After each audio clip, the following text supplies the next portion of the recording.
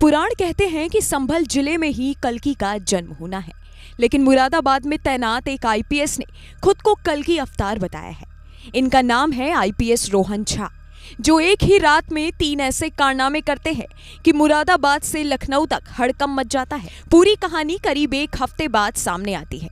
Media reports दावा करती है कि 23 जनवरी को आईपीएस रोहन झा ने परेड ग्राउंड में अपनी गाड़ी दौड़ाई, फिर कपड़े उतारकर मिट्टी में लौटने लगे। आसपास के लोगों ने किसी तरह उठाया। उसके अगले दिन मुंशी को बुलाकर एक कमरे में बंद कर दिया और मरा हुआ चूहा पकड़ कर लाए।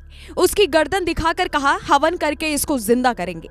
इतना सुनते ही मुंशी की हवा खराब हो गई। उसने सोचा ये तो आईपीएस थे, फिर तांत्रिक कब बन गए।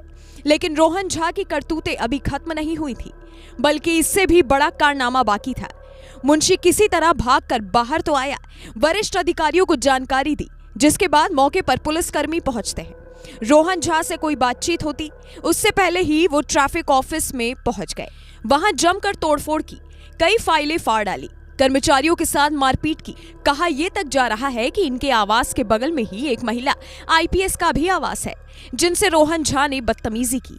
ऐसे आरोप भी लगे हैं। ऐसा पहली बार हुआ जब आईपीएस का वर्दी पहने कोई व्यक्ति सिरफिरे जैसा व्यवहार करने लगा। नतीजा, रातों रात इन्हें साइकेट्रिस्ट वार्ड में भर्ती कराया गया ताकि पता चल सके कि दिमाग में कोई दिक्कत तो नहीं है, और 10 दिनों की छुट्टी पर भेज दिया गया। खबर यह भी है कि ये खुद को कल्कि अवतार बता रहे हैं, जिससे पूरे महकमे में हड़कंप मचा है। ऐसे में ये जानना जरूरी हो जाता है कि आखिर ये हैं कौन। तो पहले वो सुनिए, फिर इनके कुछ और कारनामे आपको बताते हैं। कौन है आईपीएस रोहन झा? 2021 बैच के आईपीएस ऑफिसर रोहन झा दिल्ली के रहने वाले हैं। गणित से बीएससी की पढ़ाई की, फिर ह्यूमन रिसोर्सेज में एमबीए किया।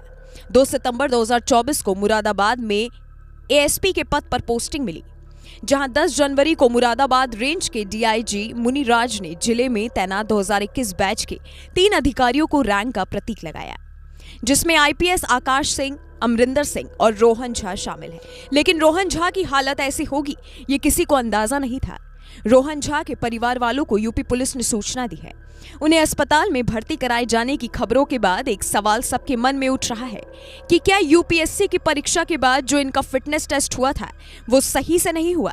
क्या कोई सच्चाई छुपाई गई और इन्हें पहले से किसी तरह की कोई दिक्कत थी, या फिर ये पोस्टिंग के बाद इस तरह की समस्या सामने आने लगी? आईपीएस की इस हरकत पर आप क्या कहेंगे? कमेंट कर बता सकते हैं।